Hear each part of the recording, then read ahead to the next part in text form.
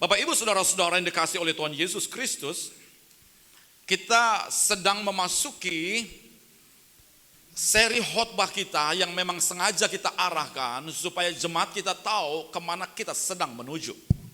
Oke? Jadi kita tidak khotbah secara random. Jadi kita tidak beda-beda khotbah dari minggu ke minggu. Tapi kita mau supaya setiap jemaat Tuhan diarahkan kepada satu tema sentral supaya kita memahami bagaimana kita mengikut Tuhan melalui firman dari minggu lepas minggu. Dan kita sudah memasuki minggu yang ketiga, kita membahas tentang bagaimana saya dan saudara mengalami pembaharuan pribadi, mengalami yang disebut dengan revival, mengalami kebangunan rohani. Saya percaya benar Bapak Ibu bahwa Tuhan mau supaya setiap pribadi kita mengalami yang namanya pengenalan akan Tuhan yang mentransformasi hidup kita. Artinya bahwa tidak ada orang Kristen mestinya yang kalau dia berlabel Kristen tetapi dia tidak mengalami kemajuan yang signifikan. Saya nggak percaya itu. Mengapa? Kalau kita perhatikan di dalam perjanjian baru, orang-orang yang bertemu dengan Yesus, segera mereka mengalami perubahan yang radikal. Kita mau ambil sampel saja, Zakheus. Alkitab berkata bahwa Zakheus itu dia adalah orang Yahudi, tetapi kelakuannya tidak selaras dengan ajaran Yahudi. Dia menjadi pemungut cukai yang menjadi orang yang dibenci. Karena dia nggak jujur, hidupnya nggak punya integritas. Dan dia sukanya mungut sesuatu yang bukan haknya. Dia memeras orang dan dengan demikian orang banyak sakit hati. Saya merasa Zakheus nggak bisa tahan di dalam perkumpulan orang seperti ini. Dia nggak bisa tahan beribadah, mendengar firman karena dia tahu bahwa hidupnya tidak selaras dengan firman. Itu sebabnya pada waktu dia berjumpa dengan Yesus, dia menyadari bahwa dia adalah orang yang paling buruk yang memerlukan anugerah Allah. Itu sebabnya Yesus berkata kepada Zakheus, Zakheus, aku harus menumpang di rumahmu hari ini. Dan ketika dia berjumpa dengan Yesus, tidak butuh pemuri dan 1 minggu, tidak membutuhkan KKR besar, tidak membutuhkan pengkhotbah dengan label yang luar biasa tinggi pamornya, tetapi yang diperlukan hanyalah perjumpaan dengan Yesus sudah cukup membuat Zakheus meninggalkan masa lalunya dan dia berubah menjadi anak Tuhan yang luar biasa. Saya percaya perjumpaan dengan Yesus sudah cukup untuk mengubah hidup saya dan saudara. Dan saya tidak percaya kalau ada orang Kristen dari minggu ke minggu rajin beribadah, dari tahun ke tahun rajin ikut persekutuan, tetapi hidupnya tidak berubah. Ada yang missing di situ. Yang sudah paham katakan amin. Amin. Itu sebabnya Bapak Ibu Saudara-saudara, bahwa kehidupan kekristenan kita yang Yesus sudah berikan, dia akan bertanya, dia akan meminta pertanggungjawaban. Itu sebabnya saya rindu sekali Bapak Ibu Saudara-saudara, setiap jemaat GTCC, kalau saudara sudah ada di jemaat ini, saya rindu sekali dan itu juga hatinya Tuhan. Kita tidak hanya menambah jumlah orang percaya, tetapi kita harus radikal dalam iman kita. Kita harus benar-benar, kalau hitam kita hitam, kalau putih kita putih. Yesus berkata di dalam kitab Wahyu pasal yang ketiga, dia tidak menyukai orang yang sekedar suam-suam kuku. Kalau engkau panas, engkau benar-benar panas. Atau sebaliknya, kalau engkau dingin, engkau benar-benar dingin. Karena bagi Yesus tidak ada orang percaya setengah hati ikut dia. Itu sebabnya dia menaruh standar yang begitu tinggi supaya Yesus dapat memverifikasi mana anak Tuhan yang sungguh dan mana hanya anak Tuhan di permukaan yang dangkal, yang tidak serius. Mereka akan diseleksi oleh Yesus, dan Yesus akan tahu di penghujung hidup kita, nilai kita tidak ada yang nilai setengah. Nilainya harus lolos uji, lolos seleksi. Itu sebabnya Yesus taruh syaratnya di depan hidung kita semua, supaya kita memahami apa yang dituntut oleh Yesus. Dan kalau itu dituntut, kita mesti memikirkannya secara serius. Dari anak Tuhan, dari orang percaya, Yesus betapa serius dengan kita.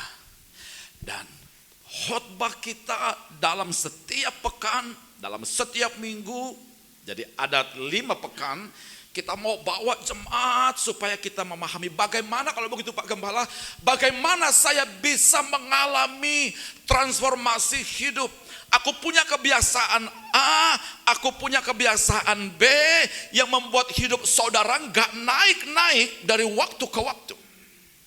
Khotbah kebenaran firman Allah, makin engkau dengar Tuhan, makin engkau buka hatimu, makin engkau tangkap suara Allah, makin saya dan saudara bisa dibawa, bisa diproses oleh firman dan Roh Kudus mengalami transformasi.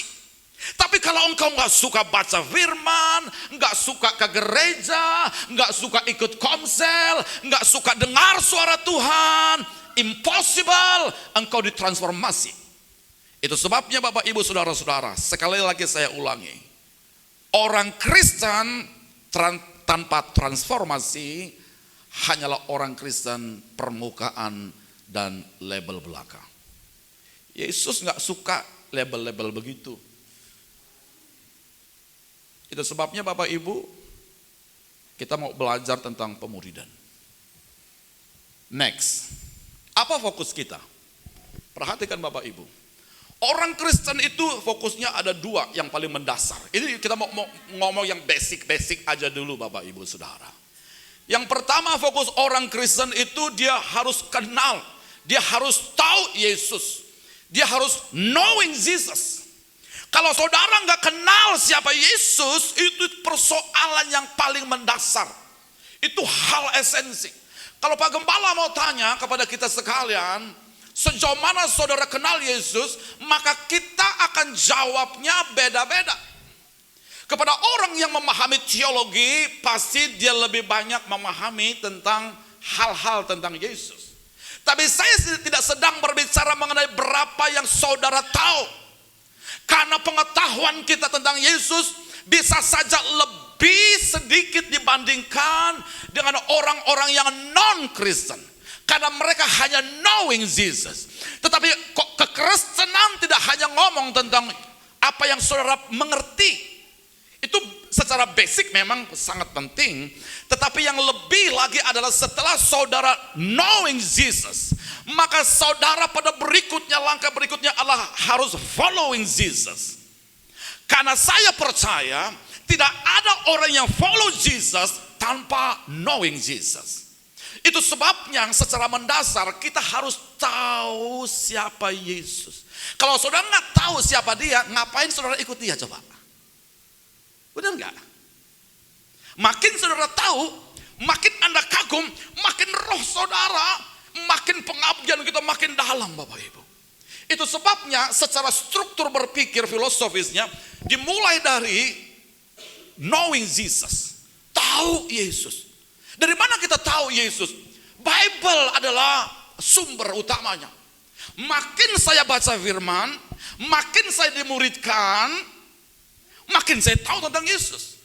Jadi makin kita paham sesuatu, makin kita mendalami sesuatu, makin kita cinta sesuatu.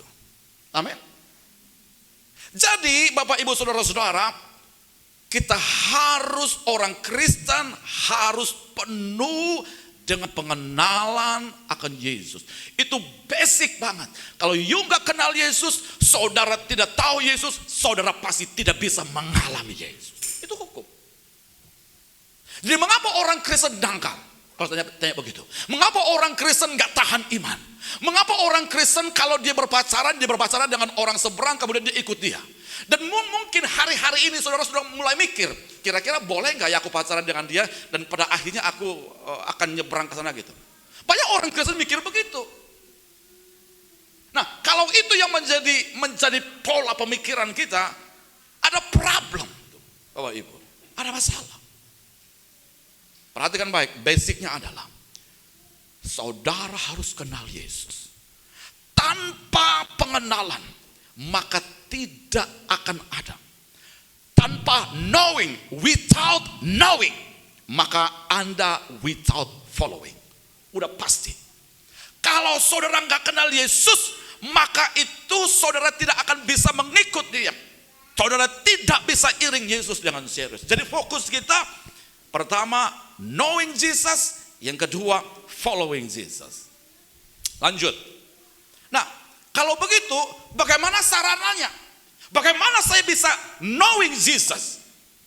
Khotbah hari Minggu adalah salah satu sarananya. Komsel adalah salah satu sarananya. Tetapi di dalam polanya Tuhan, di dalam polanya Yesus, dia sudah menaruh standarnya adalah semua kita bisa mengenal Yesus dan ikut Yesus dengan sungguh-sungguh. Sarananya adalah sarana yang disebut dengan pemuridan. Makanya kita bikin SPK. Next, perhatikan. Nah, Bapak Ibu, saya lupa nggak bawa bukunya nih. Kita sudah ada pemuridan di gereja kita, sudah berlangsung beberapa waktu yang lalu, tetapi oleh karena berbagai kegiatan-kegiatan tertentu, maka pemuridan kita untuk sementara terhenti. Tapi kita akan lanjutkan pemuridan itu. Mau tidak mau. Karena gereja tanpa pemuridan akan menjadi gereja yang lemah. Orang Kristen tanpa dimuridkan akan menjadi orang Kristen yang tumpul. Udah pasti. Nah, kita sudah punya bukunya, buku dasar yang disebut dengan SPK, Saya Pengikut Yesus. Saya mau bilang sama saudara, kalau saudara ikut SPK, saudara sudah bisa punya pengetahuan. Yang pertama adalah knowing dulu. Saudara sudah punya pengetahuan tentang Yesus itu siapa, Roh Kudus itu seperti apa, bagaimana Tuhan mengakhiri dunia kita, bagaimana saya bisa ke surga, neraka itu seperti apa. Saudara dibekali dengan pengetahuan, dengan pengenalan, yang saya bisa katakan ikut SPK GTCC itu saudara seperti setara dengan D3. Jadi rugi banget kalau saudara nggak tahu segala kebenaran firman Tuhan yang mendasar itu. Nah, apa yang Pak Gembala mau sampaikan, saudara-saudara? Ini yang dimaksudkan. Kalau kita mau ikut Yesus, kita tidak bisa ikut dia dengan lebih serius kalau kita tidak dibekali tentang pengetahuan tentang siapa Yesus yang sebenarnya. Oke, next. Hasilnya apa? Saudara ikut SPK, Bapak Ibu semua ikut yang disebut dengan pemuridan, hasilnya apa? Tahukah saudara, ujung-ujung dari semua proses itu adalah yang disebut dengan transformasi. Yang disebut dengan kebangunan rohani. Yang disebut dengan hidup kita diperbaharui. Yang dulu kita emosinya nggak bisa ditahan. Yang dulu kita orangnya nggak bisa setia, nggak bisa komit, nggak bisa serius melayani. Jadi pada waktu kita ikut SPK, sesuatu diubahkan oleh Tuhan dalam hati kita. Mulai kita naik tingkat, mulai kita menjadi orang Kristen yang lebih saleh. Oke? Mulai kita bisa mengatasi stres kita, mulai kita punya kebahagiaan hati yang luar biasa. Banyak hal yang Tuhan kerjakan. Jadi hasil atau ujung dari semua prosesnya adalah hidup kita diperbaharui. Itulah yang disebut dengan revival. Oke? Nah, lanjut. Nah, untuk menghasilkan kebangunan rohani, seperti Petrus dulu, dia adalah seorang penjala. diubahkan oleh Tuhan menjadi pelayan Tuhan yang luar biasa. Seperti Yakobus, banyak murid yang lain pada waktu mereka pada akhirnya ikut Yesus, mulai hari pertama, minggu pertama, bulan pertama, dan terus seperti itu. Ketika mereka ikut Yesus, pada akhirnya mereka diperbaharui oleh Tuhan. Oke, pertanyaannya sederhana. Untuk menghasilkan itu Yesus minta 5 syarat. Pertanyaannya begini, mudah nggak Pak Gembala kalau saya ikut Yesus, kemudian saya mengalami perubahan?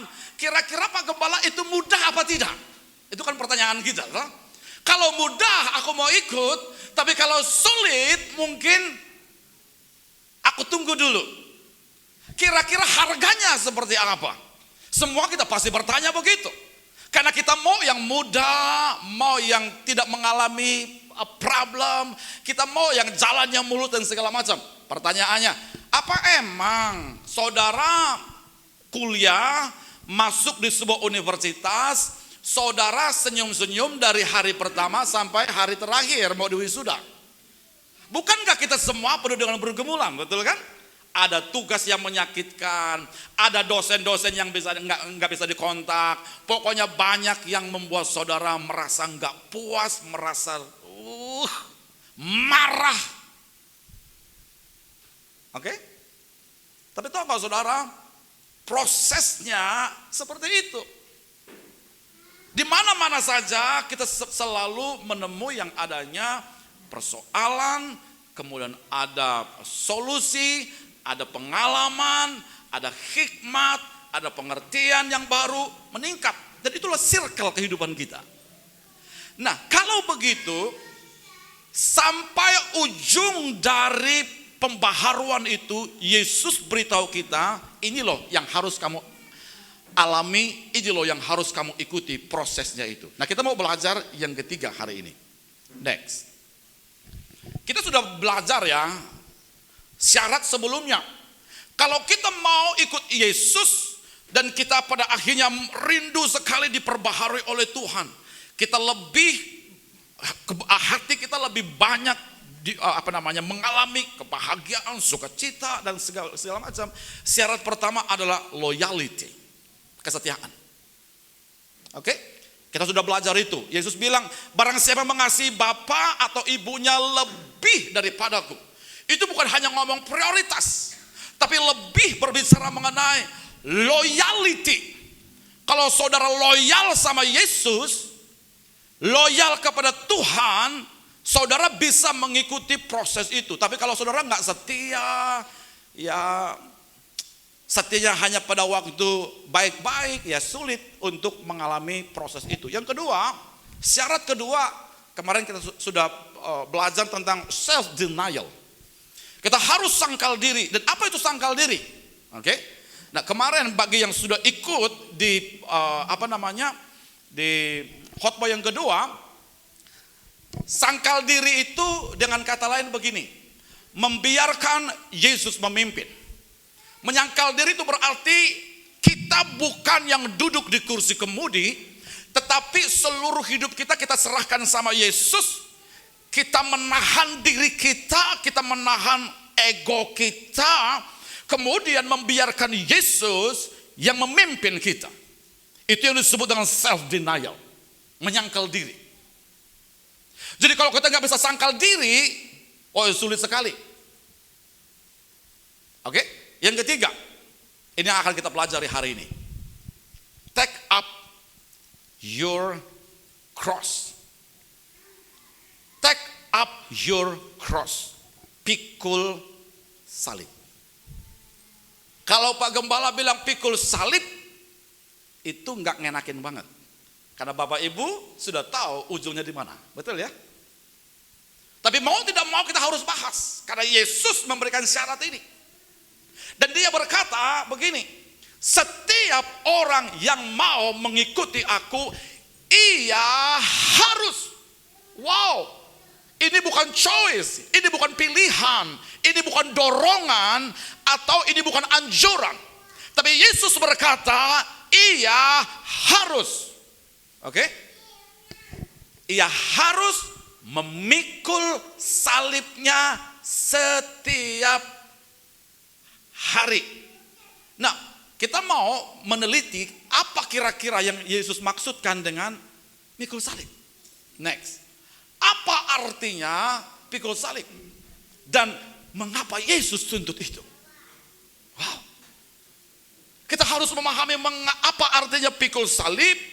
Kemudian setelah kita tahu, oh ini maksud Yesus, kemudian kita harus bertanya, mengapa Yesus minta saya pikul salib? Dan bukan syarat yang lain yang diberikan, tapi dia berkata pikul salib. Apa itu pikul salib? Ini definisi sederhananya begini. Pikul salib secara sederhana itu berarti berbicara mengenai siap bayar harga. Ada cost-nya. Oke? Next. Iya, siap bayar harga. Atau dengan kata lain adalah orang yang siap berkorban atau orang yang siap menanggung segala risiko. Itu artinya adalah pikul salib secara sederhana. Nah, saya membaca sejarah Bapak Ibu tentang pikul salib. Rupanya pikul salib itu adalah sebuah kebiasaan orang-orang Romawi ketika mereka mengeksekusi penjahat-penjahat tertentu yang masuk kategori kejahatan yang serius, maka orang-orang mereka harus dieksekusi dengan cara disalib. Oke? Nah, jadi biasanya sebagai proses supaya orang itu dapat merasakan mengkonversi segala kejahatannya di dalam penderitaan, maka salibnya nggak disiapin di tempat di mana mereka dieksekusi, no. Tapi salibnya sengaja berkilo-kilo lamanya mereka harus memikul salib mereka sendiri. Oke? Ketika eksekusi atau hukuman sudah inkrah, keputusan inkrah diketok, maka hari itu saat itu dia harus memikul salibnya, dia berjalan berkilo-kilo menuju tempat eksekusi. Dan pada waktu dieksekusi, orang itu memang sengaja ditinggalkan bergantung di salib, supaya di situ dia merasakan perlahan-lahan mengalami penderitaan mulai dari titik yang bisa ditanggung sampai kepada titik yang paling menyakitkan. Dibiarkan dan umumnya itu mulai pada pagi hari orang itu mulai pikul salibnya dan dia disalib itu tepat biasanya pada terik matahari yang paling panas. Jam 12 atau jam 1 siang dia mulai digantung. Tujuannya apa? Tujuannya adalah memberikan orang yang dieksekusi ini, menyakiti dia secara sengaja dan membiarkan dia tergantung dengan tidak ada cara untuk menyelamatkan diri. Maka itu sangat mengerikan. Jadi burung-burung bisa memakan tubuhnya, bisa mematuk, bahkan kalau kita membaca sejarah itu sangat mengerikan. Jadi burung-burung nazar, pemakan bangkai, mereka dapat terbang ke tubuh-tubuh orang itu dan dia dapat mengambil biji matanya. Dengan cara demikian orang itu akan ditonton secara sedemikian rupa dan orang yang melihatnya mereka bertepuk tangan karena orang itu sudah dianggap layak untuk menerima bagiannya. Tapi saya mau bertanya, mengapa Yesus mengambil pikul salib sebagai syarat yang harus saya bawa, yang harus saya pertimbangkan, yang harus saya dan saudara pahami dalam proses ikut Dia? Ada 3 hal yang Yesus maksudkan. Kita akan belajar 3 hal dan kita selesai. Yang pertama, apa yang dituntut oleh Yesus? Yang pertama, Yesus mengatakan bahwa saya harus pikul salib. Yesus sedang menuntut 3 alasannya. Yang pertama, dia berkata pikul salib itu sebuah keharusan. Bilang bersama-sama, keharusan. Saya harus pikul salib. Itu bukan sebuah anjuran, itu bukan sebuah dorongan. Tapi Yesus berkata, setiap orang yang mau mengikut aku, dia harus pikul salib itu. Bapak Ibu, itu adalah keharusan. Bayar harga, berkorban itu bukan pilihan.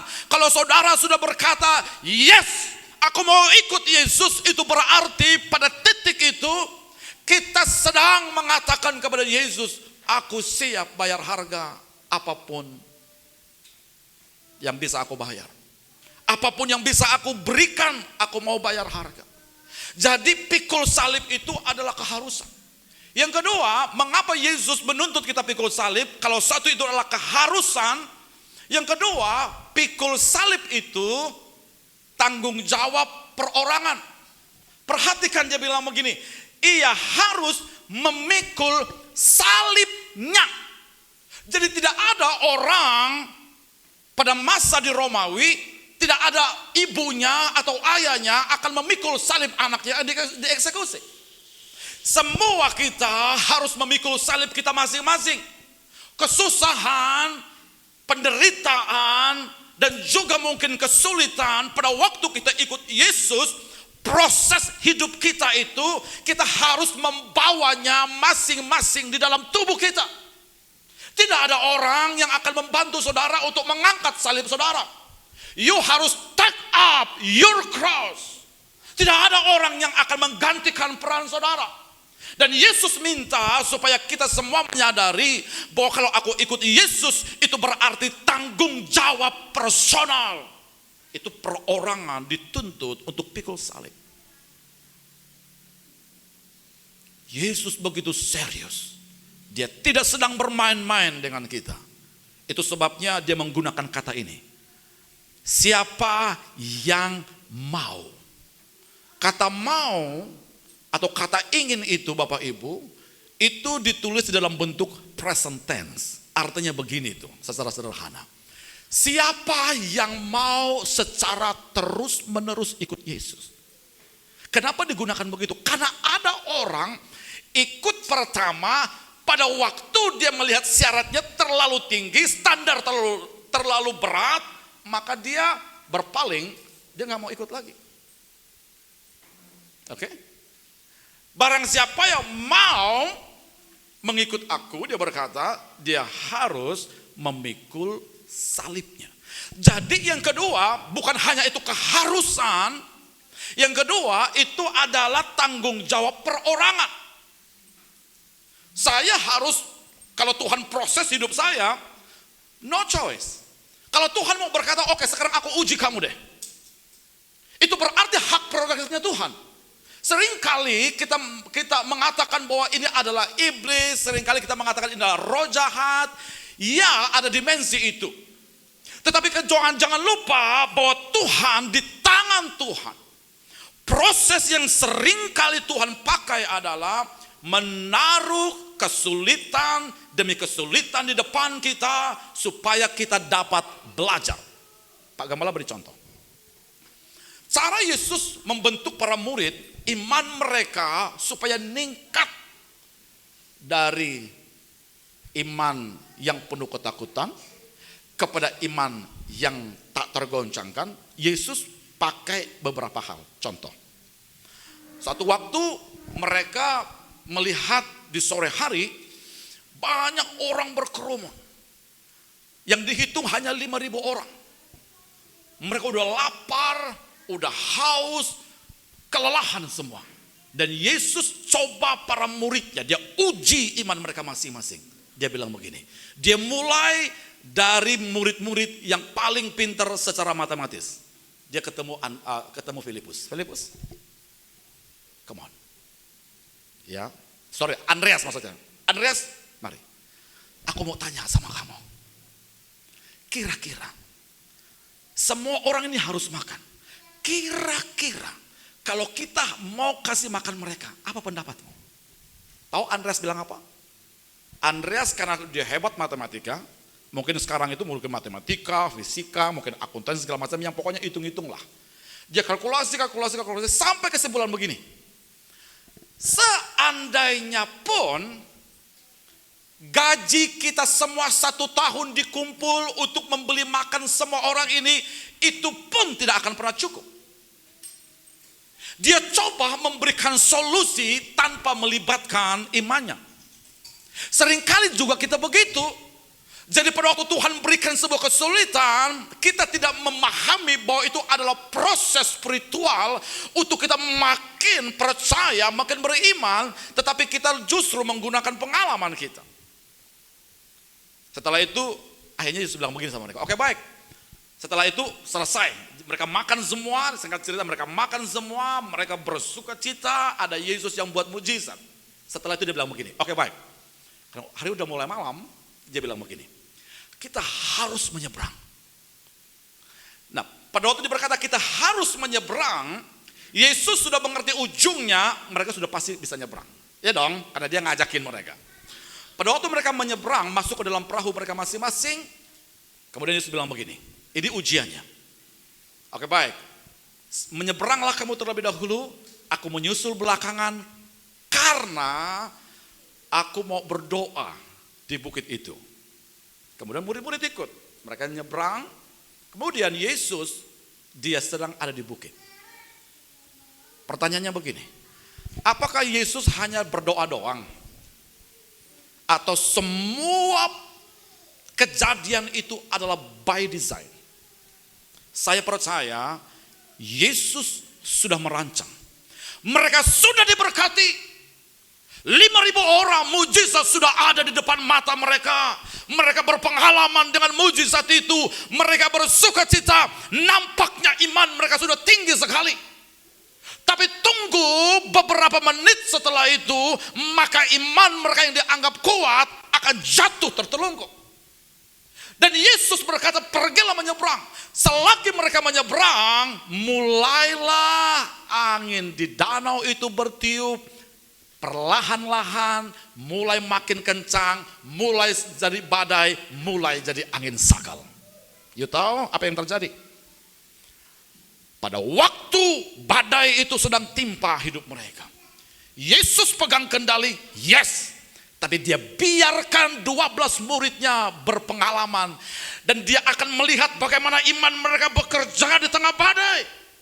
Dan pada waktu mereka ada di situ, semua mereka lupa bagaimana handle setiap persoalan dengan mengkorelasikan persoalan dengan iman dan pengalaman mereka dengan Bapa.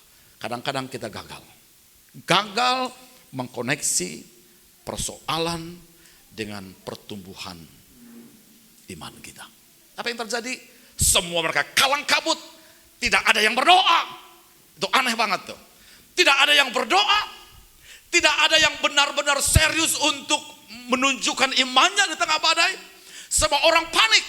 Kadang-kadang persoalan itu akan menyingkapkan kualitas iman kita.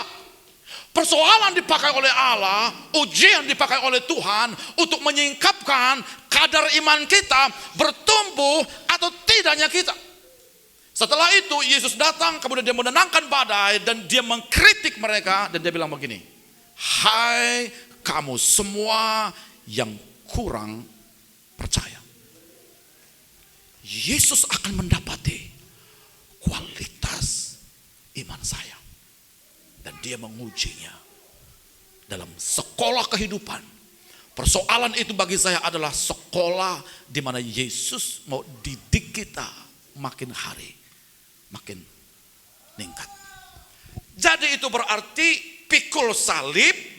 Kalau ada kesulitan hari ini dalam hidupmu, saudara harus berkata, Tuhan, kalau Tuhan sedang proses aku, kalau ujungnya adalah aku akan meningkat, kalau ujungnya adalah aku akan dipakai oleh Tuhan lebih lagi, kalau imanku berkembang, aku lebih serius berdoa, kalau itu adalah prosesnya Tuhan, take up your cross.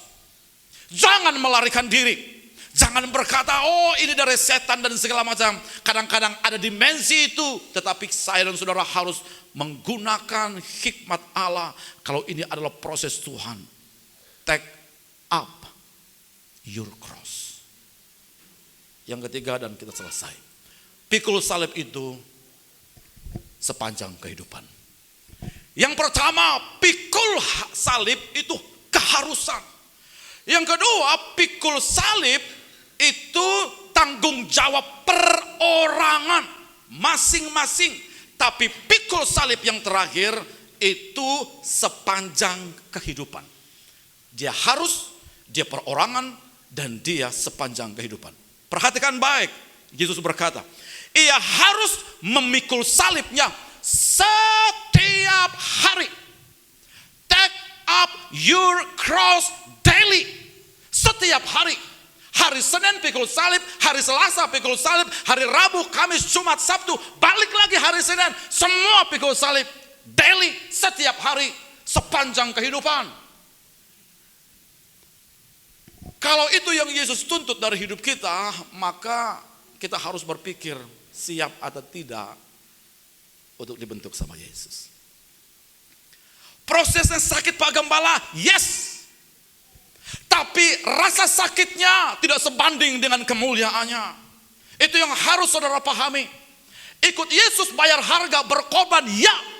Waktu diberikan, uang diberikan.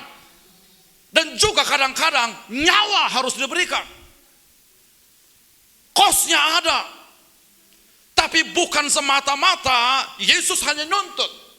Tapi saya dan saudara harus tahu semua yang kita lakukan dalam ikut dia itu akan dikonversi oleh Allah. Dengar ini baik. Bahwa pada waktu Anda diminta oleh Yesus untuk bayar harga, semua yang Anda bayar dan Anda lakukan dalam proses Anda ikut Yesus, semuanya tidak akan pernah sia-sia. Karena kos yang Anda beli, kos yang Anda beri, dikonversi oleh Tuhan. Kapan dikonversi oleh Tuhan? Kadang-kadang, bukan sekarang deh. Sakitnya memang sakit, prosesnya nggak mudah. Misalnya contoh begini, kalau Pak Gembala besok bilang begini sama saudara-saudara sekalian, mulai minggu depan, setiap jemaat harus berpuasa. Kira-kira berpuasa semua nggak kita? Mungkin yang berpuasa 2 dan 3. Mau bertanya lagi, mengapa you nggak berpuasa? Pak Gembala, aduh aku belum bisa berpuasa karena aku punya sakit ma. Pak Gembala, aku belum siap berpuasa karena aku belum terbiasa. Pak Gembala, aku nggak bisa berpuasa karena kalau aku berpuasa aku nggak konsen ikut mata kuliah. Pak Gembala, kalau aku berpuasa, aduh kayaknya banyak penyakit yang muncul-muncul segala macam. Kita pasti banyak alasan, betul ya?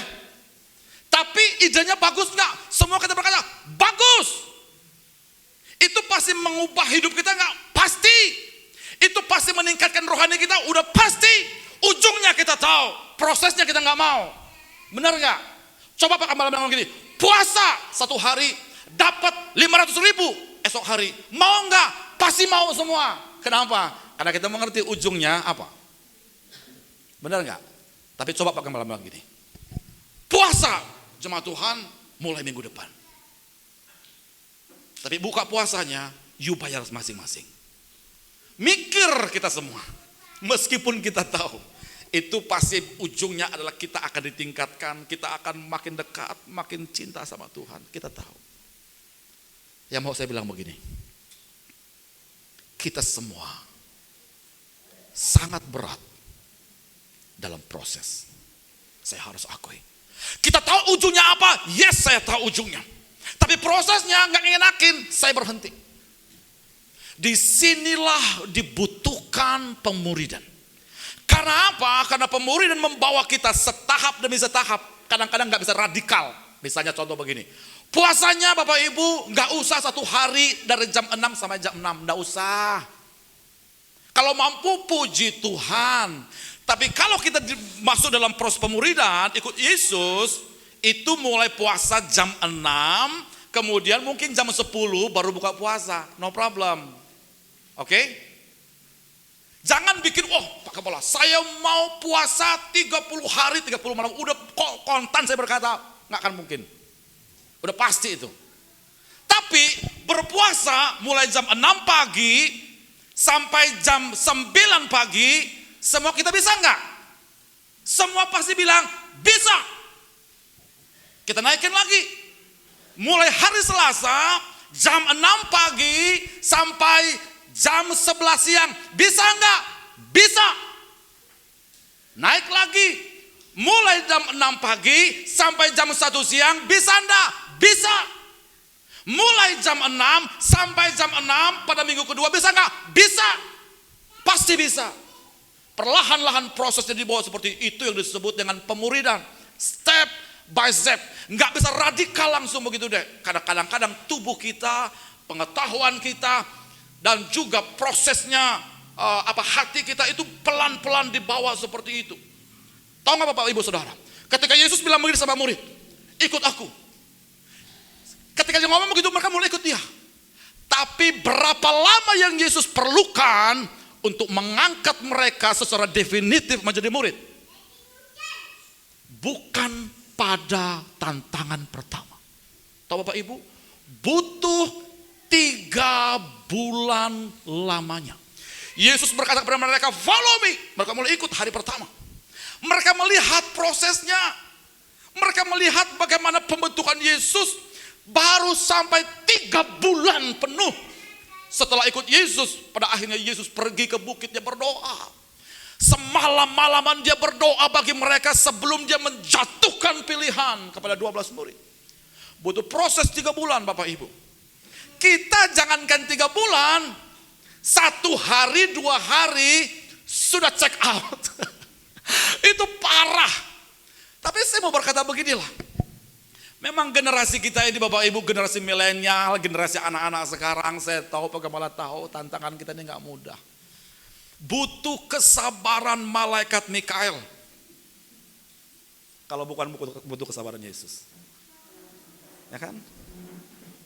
Jadi Pak Gembala itu tahan-tahan diri, ya kan? Tapi mau jadi bapak bagi saudara-saudara semua itu, mau merangkul adik-adik semua, mau merangkul jemaat Tuhan. Ini kan domba-dombanya Tuhan. 1 hari orang check out dari gereja kita, mungkin you nggak paham. Hati gembala sidang itu kalau dibilang sakit ya sakit, tapi mau bagaimana lagi kan? Kalau ada jemaat Tuhan yang gak rajin pelayanan, dulunya dia benar-benar begini, tiba-tiba terjun bebas, ngilang sampai akhir semester, bahkan sampai akhir tahun baru muncul batang hidungnya. Itu sebenarnya secara hati kita sedih. Oke? Itu gak enakin Bapak Ibu. Tapi menjadi gembala sidang, itu hatinya, sumbunya harus lebih panjang. Lebih sabar. Itu yang disebut dengan take up your cross. Ya siapa suruh jadi gembala sidang? Siapa suruh jadi pelayan Tuhan? Ya enggak. Itu berarti itulah bagian dari cross yang seharusnya saya take up. Jadi Bapak Ibu sekalian, ayo. Yang kemarin mungkin baca firman-Nya masih ngadat-ngadat semua kayak Metro Mini yang sudah bosok itu. Jadi ya, maju 2 meter mogok lagi. Aduh, dorong, maju 10 meter mogok lagi. Jadi ceritanya mogok-mogok doang.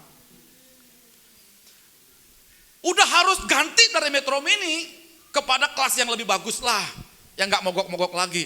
Artinya begini, saya dan saudara harus benar-benar mikir, Tuhan, aku ini sudah jadi orang Kristen loh Tuhan. Udah jadi jemaat lama loh Tuhan, tapi masa aku hidupku begini aja. Betul nggak? Kita harus mulai memikirkan, aku harus meningkat. Nah, oleh karena itu di dalam pemuridan kita mulai bimbing jemaat Tuhan. Yang susah dulu bersaksi atau mendoakan temanmu. Karena doa kita kebanyakan apa? Bapak, berkatilah berkatilah pendidikanku, berkatilah orang tuaku, berkatilah keuanganku, berkatilah kesehatanku. Amin. Doa kita mulai 5 tahun lalu hanya 4. Doa orang tua bagus, doa pendidikan bagus, doa kesehatan bagus, doa keuangan. Coba cek doa kita, hanya 4 item. Benar nggak? Benar banget. Ini pengalaman. Sebentar itu doang. Tapi coba kalau saudara itu mau dipakai oleh Tuhan, membuat hati saudara itu jadi berbeda sama sekali, coba saudara ubah doamu. Hari Senin Anda berdoa bagi diri Anda sendiri. Hari Selasa Anda ubah doa saudara, berdoa untuk gembala sidang dan seluruh pelayan. Perhatikan baik, rumus doanya begini Bapak Ibu. Pada waktu kita berdoa, kita tidak hanya sekedar meminta dengan Tuhan. Yang saya tahu adalah makin banyak engkau berdoa, makin banyak hidupmu diubahkan oleh Tuhan. Kalau Anda berdoa bagi orang lain mungkin tidak segera diubahkan, tetapi si pendoa akan diubahkan oleh Tuhan. Kalau saudara ingin meningkat secara spiritual, saudara harus lebih banyak memikirkan orang lain, memikirkan pekerjaan Tuhan, memikirkan sesuatu yang bisa dihasilkan dari dampak hidup saudara, maka imanmu, semangat hidup saudara akan makin hari makin meningkat. Kalau saudara nggak bahagia hari ini, nggak punya sukacita yang bisa membuat saudara punya alasan untuk melanjutkan hidup, saudara punya uang, ada orang jalan-jalan aja, atau ada orang pinggir jalan nggak bisa makan aja. Coba saudara, ini tantangannya, coba saudara minta dia, Mas bro atau apalah, Anda beli dia makan dengan 5.000 saja, Anda kasih dengan dia, Anda pulang, bahagia hidup saudara, luar biasa melimpah. Karena bahagia itu bukan apa yang Anda peroleh, tapi pada waktu Anda memberi dari hidupmu, saudara makin bahagia. Itu sebabnya saya menetapkan dalam hidup saya harus lebih banyak memberi dari tahun ke tahun. Saya harus bermurah hati. Saya harus memberikan sesuatu dari hidup saya. Pada waktu Anda melakukan begitu, makin semangat, iman makin meningkat. Dan itu Bapak Ibu prosesnya pemuridan. Tidak ada pilihan lain untuk kita makin dewasa. Tidak ada. Tidak ada pilihan lain untuk saudara ditransformasi. Ikut KKR itu bagus. Saya mendorong saudara kalau ada yang begitu, ikutlah.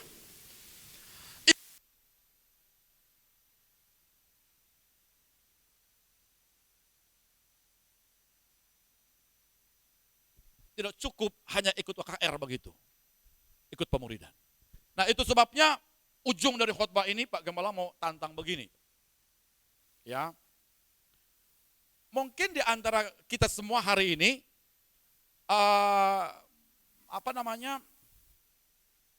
kehidupan doa kita mungkin, ini pergumulan kita semua, kehidupan doa kita mungkin hari ini berdoa satu hari hanya 1 kali pada waktu kita tidur atau pada waktu kita makan.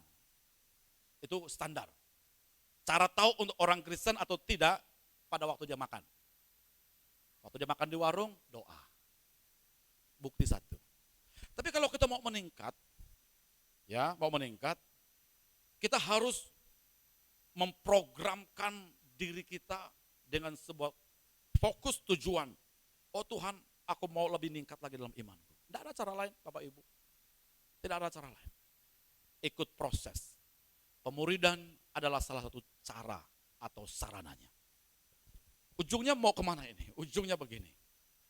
Mumpung lagi tugas gak ada, mumpung lagi hangout lebih banyak, mumpung lagi waktu kita lebih luang dan segala macam. Oke? Jadi kita mau padatkan, kita mau intensifkan pemuridan kita. Cek. Jadi kita mau intensifkan pemuridan kita supaya mulai dari modul dasar, modul lanjutan sampai modul akhir kita bisa ikuti semua. Ya, nah jadi itu kira-kira yang diharapkan dari kita sekalian. Itu aplikasi utamanya. Jadi kalau Yesus mau kita ikut dia bilang kita harus pikul salib itu keharusan, pikul salib itu tanggung jawab perorangan, pikul salib itu sepanjang kehidupan. Jadi Mau bertanya Pak Gembala, kalau begitu sampai kapan pemuridan kita selesai? Pemuridan secara program selesai pada 3 level. Tapi proses pembentukan Tuhan sepanjang kehidupan. Jadi jemaat JTCC, siapkan diri saudara. Itu ikut tantangannya kan, siapkan diri saudara, ambil komitmen, dibentuk, diproses Tuhan, masuk dalam pemuridan, nambah pengetahuan kita karena fokus kita adalah knowing Jesus supaya kita bisa following Jesus. Saya berdoa iman kita makin meningkat. Persoalan ada hari ini, masalah saudara tetap di sepanjang pekan, tetap berulang di sepanjang bulan lagi, tidak persoalan. Kalau Yesus berkata, aku mau membentuk hidupmu, itu berarti ujungnya adalah Tuhan mau ningkatin iman kita. Hari-hari ini adalah hari-hari yang sulit, saya tahu. Tapi kalau kita komit sama Yesus, tidak ada yang mustahil.